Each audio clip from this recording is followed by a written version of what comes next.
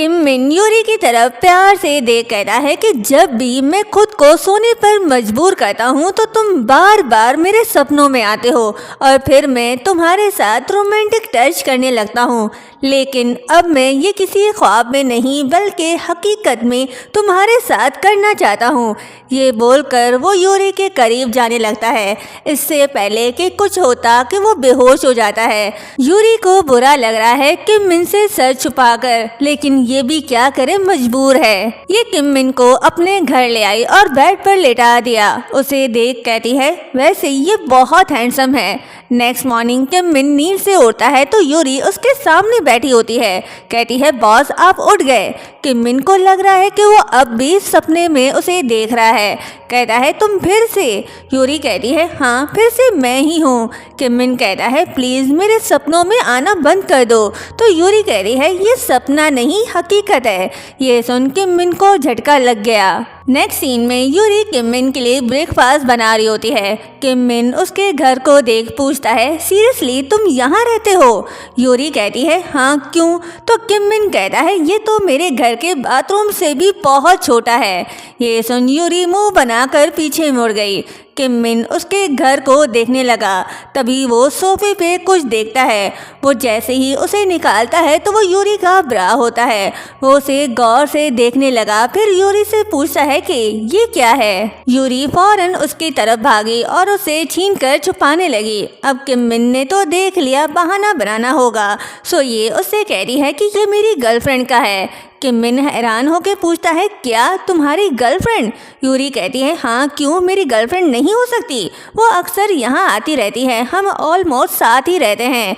किम मिन कहता है तुम्हारी गर्लफ्रेंड का ब्रा टेस्ट काफ़ी अजीब है। यूरी कहती है क्या मतलब तुम्हारा? इसमें क्या बुराई है, ये तो यूनिक डिज़ाइन है। किम मिन कहता है छोड़ो चलो खाना खाते हैं और वो देसी ब्रा मेरे नज़रों से दूर करो। ये मुंह चिढ़ा कर जाने लगा। तभी रुक गया और यूरी से पूछने लगा कल रात जब मैं यहाँ आया था तो मैंने तुमसे क्या कहा था? यूरी कहती है बिल्कुल तुमने कुछ कहा था। ये बोलकर वो चुप हो गई। फिर कहती है नहीं आपने कुछ नहीं कहा था। किम मिन कहता है सच में? अच्छा तो फिर भूल जाओ इस बात को, मान लेता हूँ, वैसे भी मुझे कुछ भी याद नहीं। ये बोलकर वो घर से जाने लगा। तभी रास्ते में इसे याद आया कि अपना वॉलेट यूरी के घर पर ही भूल आया। ये जैसे ही उसके घर वापस जाने लगा तभी यूरी अपनी रियल लड़की वाले रूप में रेडी होकर घर से बाहर निकलती है। ये देख किम मिन तो हैरान रह गया। तभी इसे याद आया कि हांदो ने कहा था कि उसकी गर्लफ्रेंड भी उसके घर आती रहती है। खुद से कहता है क्या वो घर पर ही थी या मेरे जाते ही वो घर आ गई थी? क्या मैं कबाब में हड्डी बन गया था? ये मुंह बनाकर वहाँ से चला गया। दूसरी तरफ हम डोंगजिन के डैड मिस्टर ली को देखते हैं।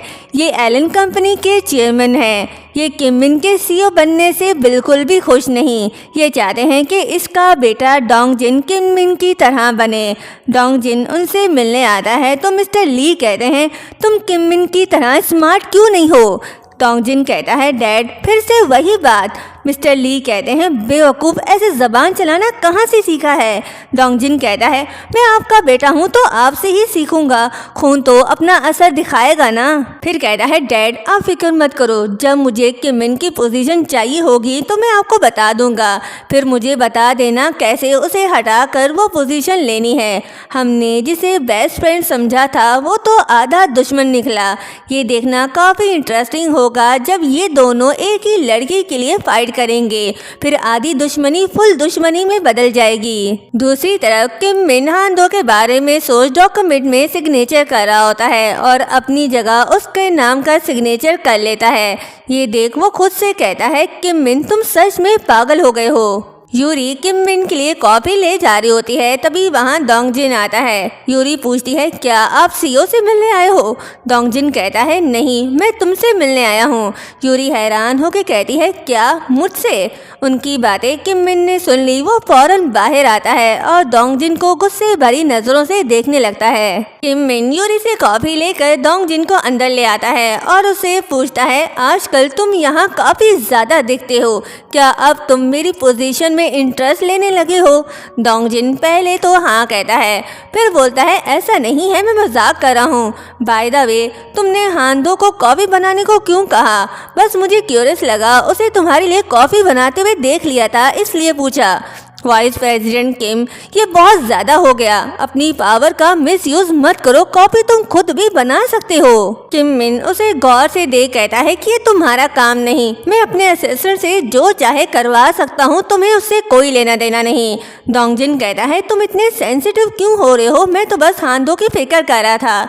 ये बोलकर वो कॉपी उठाने लगता है, लेकिन किम मिन कप उससे दूर करता है और कहता है फिर मत करो, चाहे पर्सनल हो या ऑफिशियल, हाथों के बारे में मत सोचो, उसकी फिक्र करना तुम्हारा काम नहीं। डोंगजिन सीरियस टोन में कहता है नहीं। किम मिन पूछता है क्या मतलब, तो डोंगजिन कहता है मैंने कहा मैं उसकी फिक्र करना नहीं छोड़ सकता।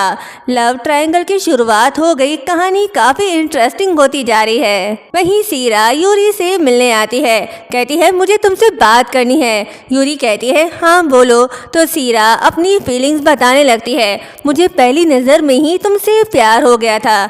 लो जी, 2 लड़के कम थे, एक और लड़की भी आ गई। यूरी शॉक्ड, इसके लिए तो लड़का बनना मुसीबत बन गया। ये खुद लड़की तो लड़की की फीलिंग्स कैसे एक्सेप्ट कर सकती है। कहती है क्या मतलब। सीरा कहती है क्या तुम मुझे पसंद नहीं करते। यूरी कहती है नहीं ऐसा नहीं है, लेकिन तो सीरा कहती है इसका मतलब तुम मुझे पसंद करते हो, सही कहा ना। यूरी पूछती है तुम मुझ जैसे आम लड़के से प्यार क्यों करती हो।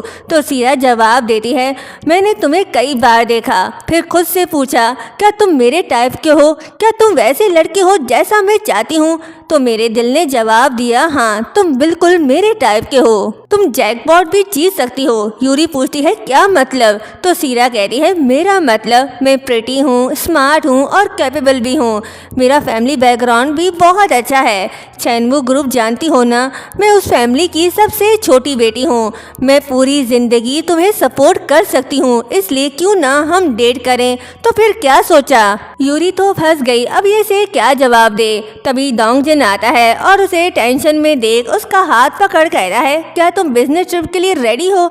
ये बोलकर वो उसे अपने साथ ले गया। पूछता है घबरा गई हो ना। यूरी कहती है हाँ, इस तरह पब्लिक में आज तक किसी ने मुझे प्रपोज नहीं किया। तो डोंगजिन कहता है अगर कोई मुश्किल हो तो मुझे बता देना, मैं हमेशा तुम्हारे साथ हूँ, क्योंकि मैं जानता हूँ तुम एक लड़की हो। ये सुन यूरी शॉक्ड रह जाती है और यहीं पर ये पार्ट एंड होता है।